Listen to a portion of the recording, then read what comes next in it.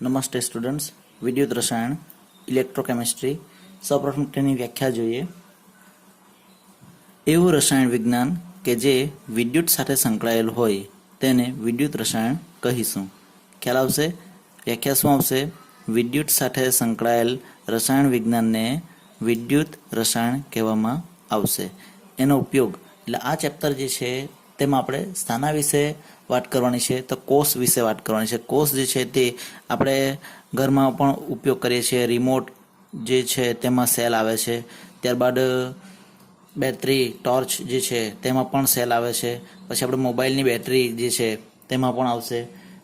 ત્યારબાદ પંખો છે, ગેસ ગીઝર છે, એ બધું વસ્તુ જે છે જેનો ઉપયોગ આપણે આ ચેપ્ટરમાં શીખીશું. વિદ્યુત રાસાયણિક કોષ કોને કહેવાશે? તો વિદ્યુત રાસાયણિક કોષ જે છે તે શું કરે છે? તો વિદ્યુત ઉર્જાનું રાસાયણિક ઉર્જામાં તથા રાસાયણિક ઉર્જાનું વિદ્યુત ઉર્જામાં રૂપાંતર કરતું યંત્ર તેને વિદ્યુત રાસાયણિક કોષ કહીશું. ઇલેક્ટ્રોકેમિકલ સેલ કહેવાશે. એને શું કહેવાશે? Electrochemical cell. વિદ્યુત ઉર્જાનું રૂપાંતર રાસાયણિક ઉર્જામાં કરે તથા રાસાયણિક ઉર્જાનું રૂપાંતર વિદ્યુત ઉર્જામાં કરે એવા યંત્રને વિદ્યુત રાસાયણિક કોષ કહીશું. હવે વિદ્યુત રાસાયણિક કોષ જે છે તે બે પ્રકારના. પહેલો પ્રકાર છે વિદ્યુત વિભાજનીય કોષ અને બીજો કોષ જે છે તે ગેલ્વેનિક કોષ. ઓકે, વિદ્યુત વિભાજનીય કોષ જે છે તેમાં જનરલી મોટાભાગે રચના આ રીતની આવે છે. એમાં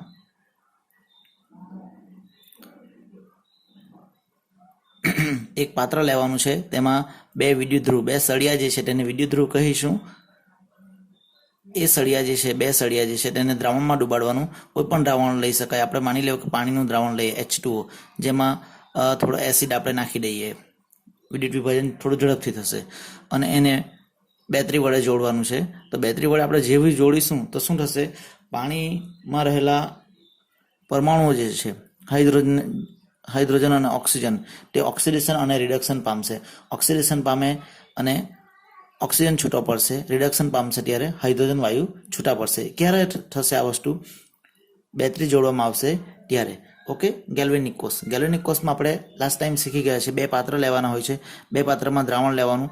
અહીંયા આપણે વિદ્યુત વિભાજ્ય દ્રાવણ લેવાનું છે, ZnSO4. અહીંયા આપણે કોપર સલ્ફેટનું દ્રાવણ, જેનું દ્રાવણ તેને તમારે વિદ્યુત ધ્રુવ ગણવાનો છે. ઝીંકનું, બરાબર. ક્ષાર સેતુ લેવાનું છે. ક્ષાર સેતુ જે છે એના વડે આપણે બંને પાત્રને જોડવાના છે, બરાબર. અને આ વાયર દ્વારા ગેલ્વેનિક કોષથી જોડીશું, ગેલ્વેનોમીટરથી, બરાબર. એટલે એને ગેલ્વેનિક કોષ કહેવાશે. હવે શું થાય છે? જ્યારે પરિપથ પૂર્ણ કરવામાં આવે ક્ષાર સેતુ દ્વારા, ક્ષાર સેતુમાં આપણે શાનું દ્રાવણ લઈ શકીએ? NH4NO3, KNO3, NH4Cl કે KCl, આ ચારમાંથી કોઈ પણ એકનું દ્રાવણ આપણે લેવાનું છે અને રૂના પૂમડા વડે એને બંધ કરી દેવાનું. એનું કામ શું છે? તો વિદ્યુતીય તટસ્થતા જાળવવાનું છે, બરાબર. તો જ્યારે આ કોષ પૂર્ણ થશે ત્યારે એમાં શું ઉદ્ભવશે? તો ઇલેક્ટ્રોન ઉદ્ભવશે અને બંને વચ્ચે એક પ્રકારનો તફાવત જોવા મળશે. એ તફાવત જે છે તેની આપણે આગળ ચર્ચા કરીશું. ઇલેક્ટ્રોન જે છે અહીંથી શું થાય છે? Znમાંથી Zn2 પ્લસ અને 2 ઇલેક્ટ્રોન, અહીં ઇલેક્ટ્રોન ઘણા બધા છૂટા પડશે. તે ઇલેક્ટ્રોનના વાયર દ્વારા અહીંયા જશે. ઇલેક્ટ્રોનની દિશા આ તરફ રહેશે એટલે શું કહેવાશે? અહીંયા જમણી તરફ એરો બતાવવાનો, બરાબર. જ્યાંથી ઇલેક્ટ્રોન છૂટા પડે તેને આપણે એનોડ કહેવાનું છે. શું કહેવાનું છે? એનોડ. અને અહીં ઇલેક્ટ્રોનનું પ્રમાણ વધારે છે તેથી તે નેગેટિવ દર્શાવવાનું છે, ઋણ વિદ્યુત ધ્રુવ, બરાબર. અને અહીંયા ધન વિદ્યુત ધ્રુવ, અને એને કહેવાશે કેથોડ કહેવાશે. પોઝિટિવ, ધન વિદ્યુત ધ્રુવ, ધન ધ્રુવ. ઓકે, ચાલો હવે આપણે તફાવતની દ્રષ્ટિએ જોઈએ. વિદ્યુત વિભાજન કોષ અને ગેલ્વેનિક કોષ બે વચ્ચે શું તફાવત? તો પહેલો તફાવત જે છે તે બહુ સિમ્પલ છે. શું કહેવાનું એમાં? કે વિદ્યુત વિભાજનીય કોષ જે છે તે શું કરે છે? વિદ્યુત ઉર્જાનું રૂપાંતર રાસાયણિક ઉર્જામાં કરે, બરાબર ને. વિદ્યુત આપવામાં આવે તેથી બે વાયુઓ છૂટા પડે છે, હાઇડ્રોજન અને ઓક્સિજન. એટલે પહેલો તફાવત જે છે તે શું લખાશે? વિદ્યુત ઉર્જાનું રાસાયણિક ઉર્જામાં રૂપાંતર કરે છે, બરાબર.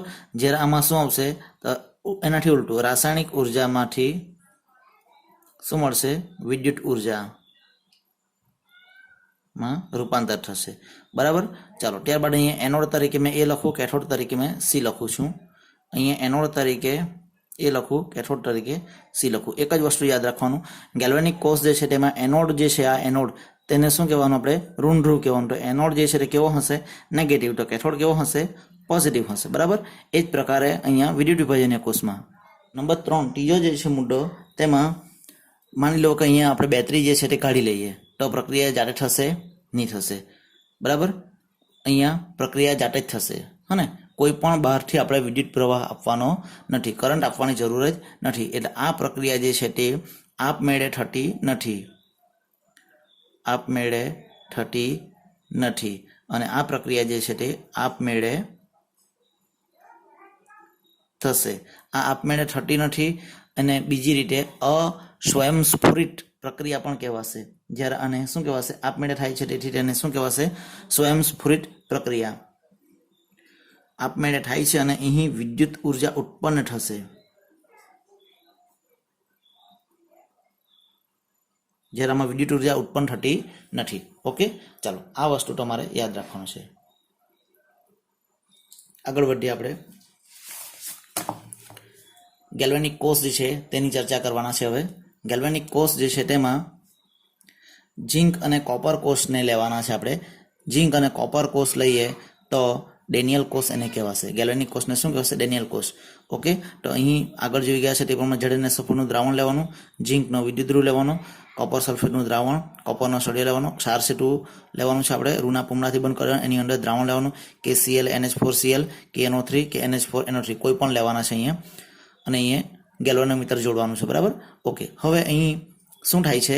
તો સૌપ્રથમ આ વિદ્યુત ધ્રુવ જે છે, આ સળિયા જે છે તેને વિદ્યુત ધ્રુવ કહેવાનું તમારે। ઝિંકનો વિદ્યુત ધ્રુવ, કોપર વિદ્યુત ધ્રુવ, એને વાયર દ્વારા ગેલ્વેનોમીટરની મદદથી આ રીતે જોઈન્ટ કરી દેવાના અને ક્ષાર સેતુ આમાં ઊંડું મૂકીશું। જેવો આપણે અહીં ક્ષાર સેતુ ઊંડો મૂકીશું એટલે શું થશે? આ જો અહીંથી આ એક પ્રકારનું શું થયું કહેવાય? પરિપથ પૂર્ણ થયો।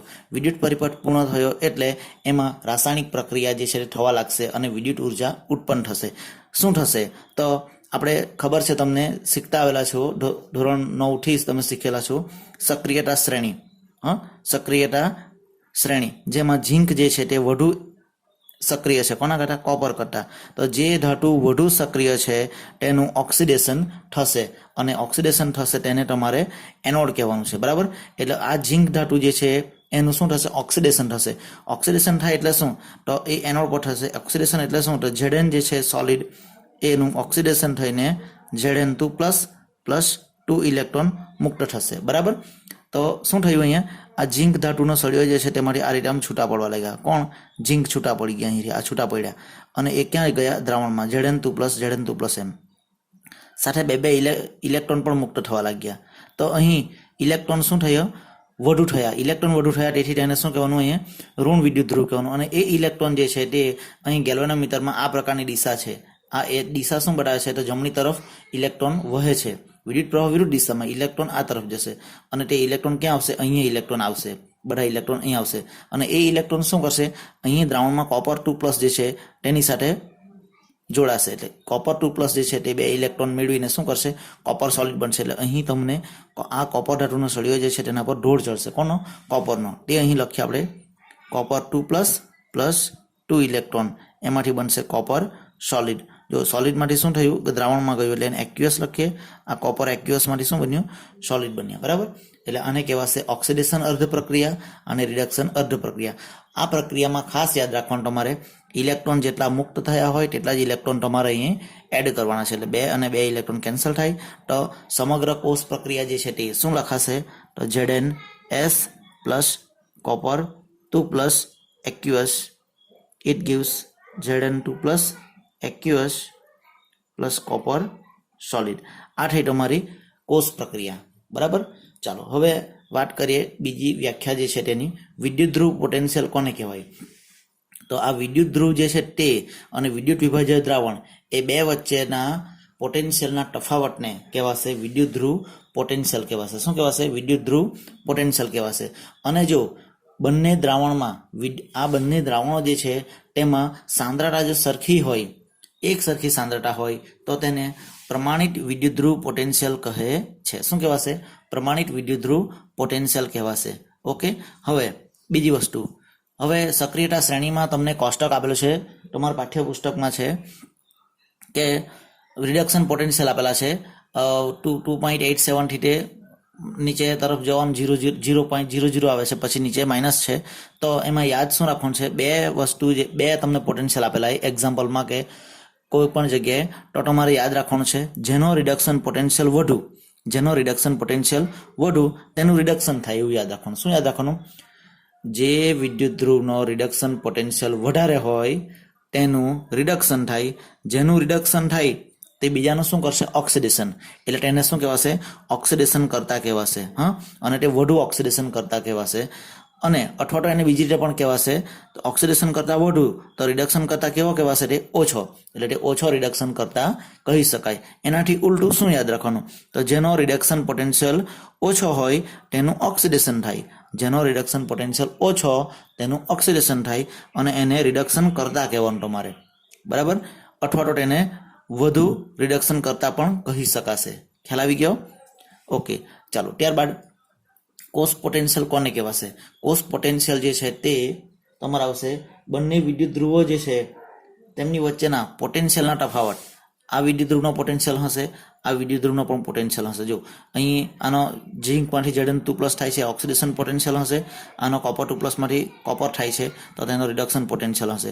બંને પોટેન્શિયલનો તફાવત જે છે તેને તમારે કહેવાનું છે કોષ પોટેન્શિયલ કહેવાનું, જેને ઇલેક્ટ્રોમોટિવ ફોર્સ શું કહેવાશે? ઇલેક્ટ્રોમોટિવ ફોર્સ, જેનું ગુજરાતીમાં નામ છે વિદ્યુત ચાલક બળ. શું નામ છે? વિદ્યુત ચાલક બળ કહેવાશે.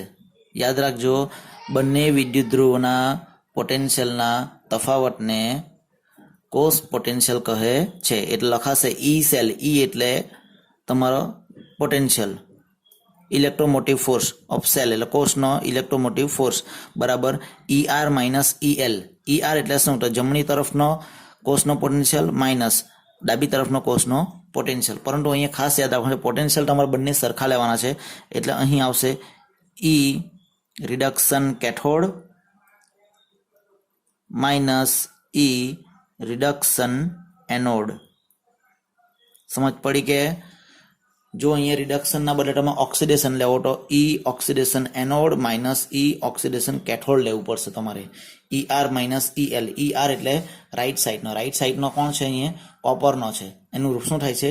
રિડક્શન થાય છે. કોપરનું રિડક્શન થાય છે એટલે રિડક્શન કેથોડ. બરાબર? તો અહીં રિડક્શન કેથોડ, રિડક્શન લખવાનું છે કોનું? કોપરનું. કેથોડ એટલે આ જમણી તરફનો છે, એનું કોપરમાં શું થાય? રિડક્શન કેવી રીતે થાય? Copper2+માંથી કોપર બને છે. એટલે અહીં લખાશે E Copper2+ copper minus E reduction anode. Anode પર શું થાય છે? Zn-માંથી Zn2+ થાય, Zn-માંથી Zn2+, પણ એ તો શું છે? ઓક્સિડેશન છે. પરંતુ મારે શું લખવાનું છે? Reduction anode. એનોડ પર શું રિડક્શન થાય? તો Zn2+નું Zn. એટલે એ અહીં તમારે ઊંડું લખવું પડશે. એટલે અહીં E Zn2+ Zn. ઓકે, આ ખ્યાલ આવી ગયો? E સેલ બરાબર ER જમણી તરફનો પોટેન્શિયલ માઇનસ ડાબી તરફનો potential, E reduction cathode minus E reduction anode. Reduction cathode એટલે Copper2+માંથી કોપર, રિડક્શન એનોડ એટલે Zn2+માંથી Zn. ભલે અહીંયા Zn-માંથી Zn2+ થતું હોય, પરંતુ તમારે અહીંયા રિડક્શન પોટેન્શિયલ લેવાનો. બરાબર? એટલે આ તમારે વેલ્યુ તમારે માઇનસ થઈ જશે, એટલે માઇનસ પ્લસ કરીને દાખલો તમારે ગણવાનો આવશે. હવે છેલ્લી વસ્તુ બાકી છે, કોષનું નિરૂપણ. કોષનું નિરૂપણ કેવી રીતે કરવાનું? તો કોષ જે છે તેમાં ડાબી તરફથી તમારે લખવાનું છે. ડાબી તરફ એટલે એનોડ તરફથી લખવાનું છે. ડાબી તરફનો સેલ જે છે તે હંમેશા એનોડ લેવાનો. એનોડ પર શું થયું? એનોડ પર શું થયું છે? એનોડ પર અહીંયા કઈ પ્રક્રિયા થઈ? તો Zn-માંથી Zn2+ થયા. એટલે અહીં લખી શકાય Zn સોલિડ / Zn2+ એક્યુએસ. પછી બે ઊભી લીટી પાડે. આ ઊભી લીટી જે છે તે શું બતાવે છે? તો એ ઊભી લીટી જે છે તે તમારે ક્ષાર સેતુની ગણવાનું છે. ક્ષાર સેતુ છે. બરાબર? ત્યારબાદ રિડક્શન જે છે તે એટલે કે કેથોડનું લખવાનું છે. આ એનોડનું આવી ગયું. કેથોડ પર શું થયું? તો Copper2+ એક્યુએસ / કોપર સોલિડ. અને અહીં આપણે પ્લસ લખી દેવાનું. માઇનસ એટલે એનોડ, પ્લસ એટલે કેથોડ. સમજ પડી કે Zn-માંથી Zn2+ થયા, Copper2+માંથી કોપર થયા. બરાબર? આ રીતનું કામ તમારે કરવાનું છે. આ તમારો બેઝ છે, પાયો છે. આ થિયરી જેવું નથી, પરંતુ આ તમારી સમજ છે, બરાબર, સમજ ખાતર છે. આના પરથી તમને એક્ઝામ્પલ પૂછાશે, તે આવડવા જોઈએ. એકચ્યુઅલી આ ગેલ્વેનિક કોર્સ જે છે તે પણ તમારે યાદ તો રાખવાનું જ છે. ઓકે.